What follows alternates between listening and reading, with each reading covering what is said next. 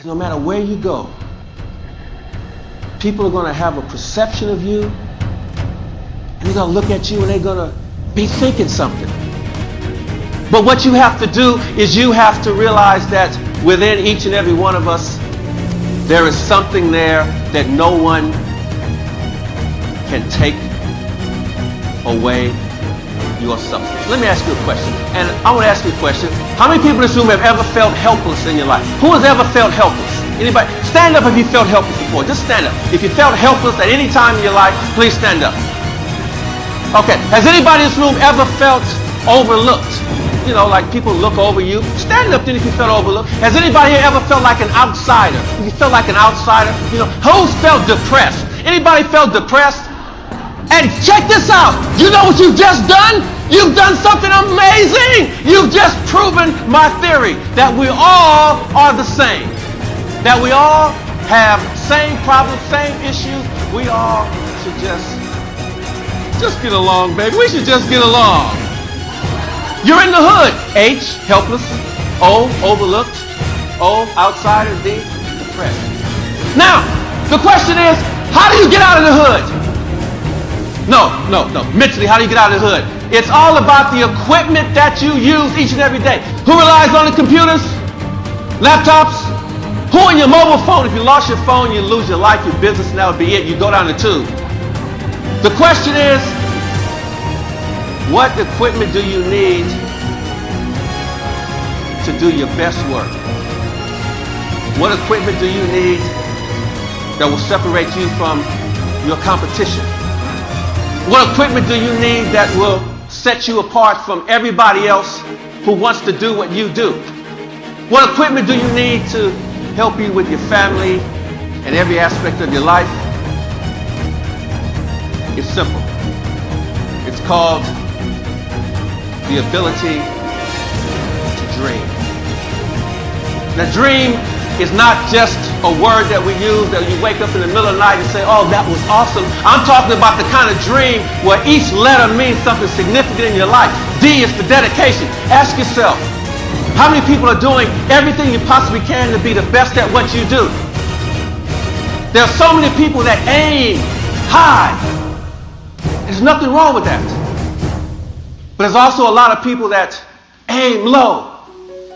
And guess what happens? They hit low. But I want you to think about what else you can do that will ensure that when you aim high, not only do you reach it, but sometimes you go further. R, realistic. How many of you set goals for this year? Hands up if you set goals for this year. Hands up, hands up, hands up. How many people are almost close to reaching those goals? How many people have a long way to go? How many look back at those goals and say, you know, maybe that was just a little bit too far for me? Hands up. Who said, okay, you have to be realistic in your goal. The other one is E, enthusiasm. Look at me. I'm on stage in front of all of you. I'm excited.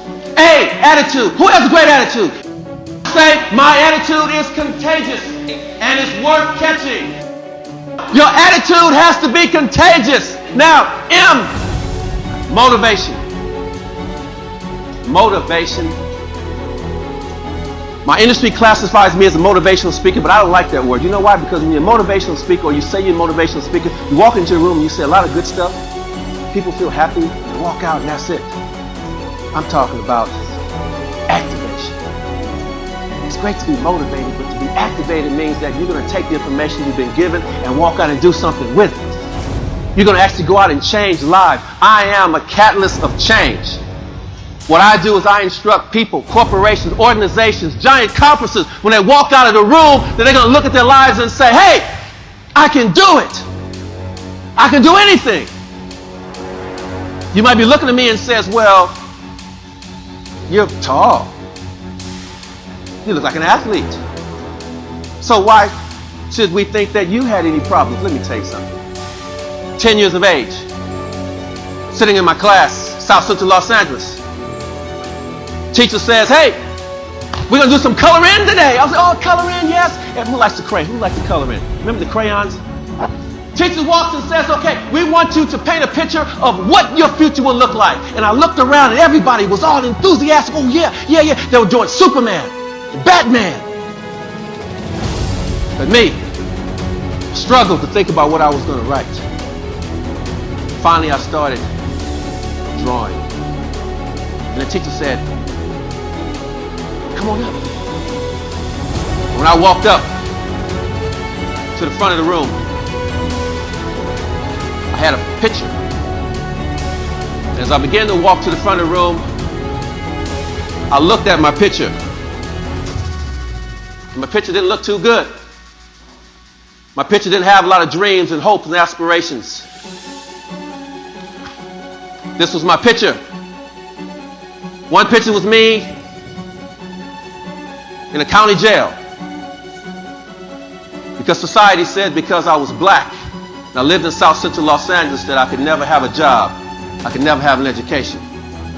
The other picture was me dead. 1960 to 1973, which meant I was only going to live another 3 years. Why did I draw this picture? Because no one told me how to dream. Because no one said, young man, one day you can be president of the United States. One day you can be a doctor. One day you can be a lawyer. One day you can go to university. Yes, my parents did everything they could for me. But sometimes you just need to have someone out there just encourage you. I'm not talking about give you a handout. I'm talking about somebody reaching out and says, I believe in you. You can accomplish greatness irrespective of the color of your skin or your race or your religion or what street you live in. We are in new times now. We're in a different era. As I look around the room, I can see some people here who've got some maturity, some years of experience, who have been around for a long time. You look back in the past and say, 30 years ago, would you ever have imagined that an African American could be president of the United States?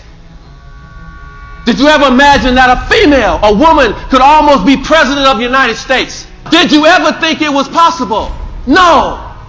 So today, as you sit in this room, look at your life and ask yourself, are you dreaming big enough? Don't be comfortable at where you are right now. Strive to be better than that. Because when you strive to be better than that, you know what you do? You take everyone else around you to the next stratosphere. And just as I got to the front of that classroom, this girl sitting in the front row, she snatched my picture out of my hand. The tears were running down my face because I had to reveal to the world that I don't dream. And she put another picture in my hand. And when I looked at the picture, I was like, no, this can't be possible. This cannot be me. And when I got to the front, I turned over my picture. She drew a little black kid playing in the NBA. She drew me playing for the Los Angeles Lakers.